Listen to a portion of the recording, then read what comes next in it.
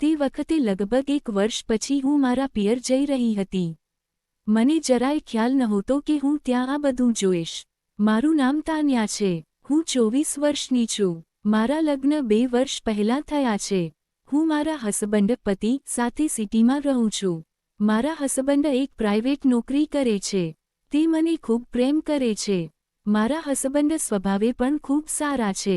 તે મારી દરેક વાત માને છે. તે મને ખૂબ પ્રેમ કરે છે. તે કહે છે કે મારું નસીબ ખૂબ સારું હતું કે મને આટલી સુંદર અને ખૂબસૂરત પત્ની મળી.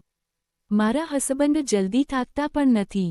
એકવાર શરૂ થાય છે તો પછી લગભગ 10 મિનિટ સુધી સતત કાર્યક્રમ ચાલતો રહે છે. એટલામાં તો મને એકદમ આનંદ આવી જાય છે. હું ખૂબ સુંદર અને ગોરી છું. હું હંમેશા સજી ધજીને રહું છું. જ્યારે હું કોઈ કામથી બહાર નીકળું છું તો મારા પર્વતો સમાન વિશાળકાય નિતંબને તાકવા માટે લોકોની લાઈન લાગી જાય છે. મારું પિયર મારા સાસરાથી લગભગ 200 કિલોમીટર દૂર છે. તેથી જલ્દી મારું પિયર જવાનું થતું નથી. પિયરમાં મારા મમ્મી અને મારા પપ્પા રહે છે. મારું પિયર ગામમાં છે. મારો ભાઈ બહાર સિટીમાં રહીને નોકરી કરે છે. મારા મમ્મી ખૂબ સુંદર અને ગોરી છે. તેમની ઉંમર 40 વર્ષ છે. પરંતુ તેમને જોઈને કોઈ કહી ન શકે કે તેમની ઉંમર 40 વર્ષ છે. તે એટલા ફિટ છે કે હજી બસ 30 વર્ષના જ લાગે છે. તે ખૂબ સુંદર લાગે છે. તેમના પર્વતો સમાન વિશાળકાય નિતંબ ખૂબ જ સુંદર લાગે છે. મારા હસબન્ડ તો બોલે છે કે તારું તો બિલકુલ તારા મમ્મી જેવું છે. તેમની આ વાત પર મને ખૂબ શરમ આવે છે. પણ અંદરથી મને સારું પણ લાગે છે. એક દિવસ મારા મમ્મીએ મને ફોન કર્યો અને કહ્યું કે બેટા, તને પિયર આવ્યાને ઘણો સમય થઈ ગયો છે. થોડા દિવસ માટે સમય કાઢીને અહીં આવીને ફરી જા. પિયર જવાની વાતથી હું ખુશ થઈ ગઈ. સાંજે જ્યારે મારા હસબન્ડ ઓફિસથી આવ્યા તો મેં તેમને કહ્યું કે મારા મમ્મી મને થોડા દિવસ માટે પિયર બોલાવી રહ્યા છે. જો તમે કહો તો હું થોડા દિવસ માટે જતી રહું. મારી વાત સાંભળીને તે બોલ્યા, હા હા કેમ નહીં. પછી બીજા દિવસે મારા પપ્પા આવ્યા અને હું તેમની સાથે પિયર આવી ગઈ. પિયર આવીને હું ખૂબ ખુશ થઈ. હું ઘણા દિવસો પછી આવી હતી તેથી ઘણી બધી વસ્તુઓ બદલાઈ ચૂકી હતી. મારા પપ્પા ખેતીનું કામ કરે છે.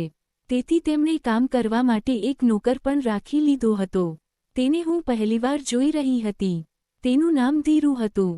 તે લગભગ 24 વર્ષનો હતો. મમ્મી મારા આવવાથી ખૂબ ખુશ હતી.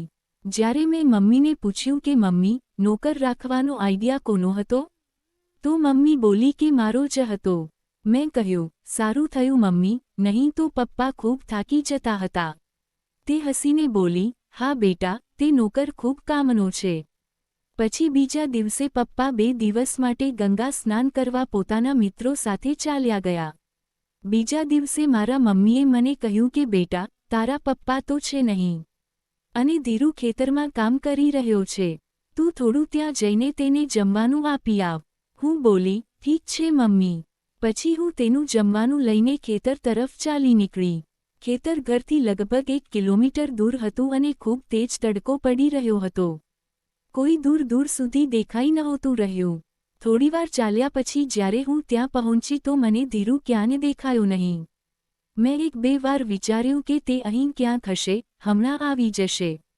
ત્યારબાદ હું ત્યાં જ મોટરના રૂમમાં બેસી ગઈ. થોડીવાર પછી મને જોરથી પેશાબ લાગ્યો.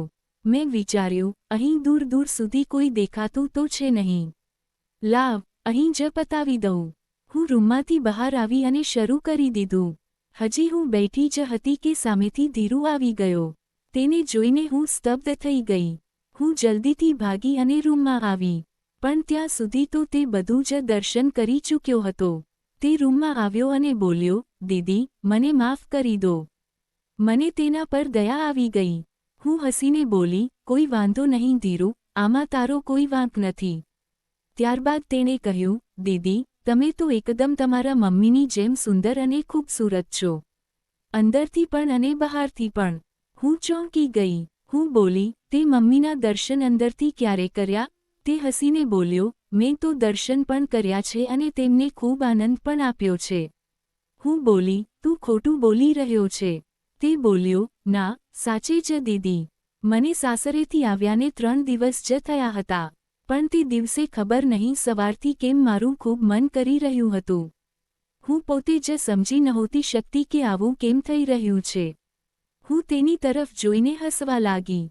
પછી તેણે મને તે સુખનો અનુભવ કરાવ્યો જે મારા હસબન્ડ પણ મને ક્યારેય નહોતા આપી શક્યા. હું એકદમ પ્રસન્ન થઈ ગઈ. ત્યારબાદ મેં તેને મમ્મી વિશે પૂછ્યું. પછી તેણે કહ્યું, સાંજે જ્યારે તમારા મમ્મી ગાય માતાને રોટલી આપવા આવે તો તમે ગાય માતાના રૂમમાં આવી જજો, જાતે જ જોઈ લેજો. હું બોલવા તો નહોતી માંગતી પણ મારા મોઢામાંથી હા નીકળી ગયું. પછી હું ઘરે પાછી આવી ગઈ અને જમીને રાત્રે મમ્મીના ગાયને ચારો આપવાની રાહ જોવા લાગી. જ્યારે મમ્મી ગાયને રોટલી આપવા ગઈ તો હું ચૂપચાપ ધીમે ધીમે થોડીવાર પછી ગઈ. હું ત્યાં પહોંચી તો અંદર હળવી મોબાઈલની લાઇટ ચાલુ હતી. મેં ચૂપકેથી જોયું તો મને ધીરુની વાત સાચી થતી દેખાઈ. કાર્યક્રમ ચાલુ હતો અને મમ્મી મારી એટલી ખુશ હતી કે શું કહું. મને મારી આંખો પર વિશ્વાસ જ નહોતો થઈ રહ્યો. લગભગ 10 મિનિટ કાર્યક્રમ ચાલ્યો. ત્યારબાદ મારા મમ્મી ખુશ થઈને ઘર તરફ આવ્યા. થોડીવાર પછી ધીરુ અંદર આવ્યો અને મને હસીને બોલ્યો, શું થયું, તમે જોઈ શક્યા કે નહીં? મેં કહ્યું તો કંઈ નહીં, બસ હળવું સ્મિત આપ્યું. ત્યારબાદ હું જ્યાં સુધી પિયરમાં રહી, આનંદ ઉઠાવતી રહી.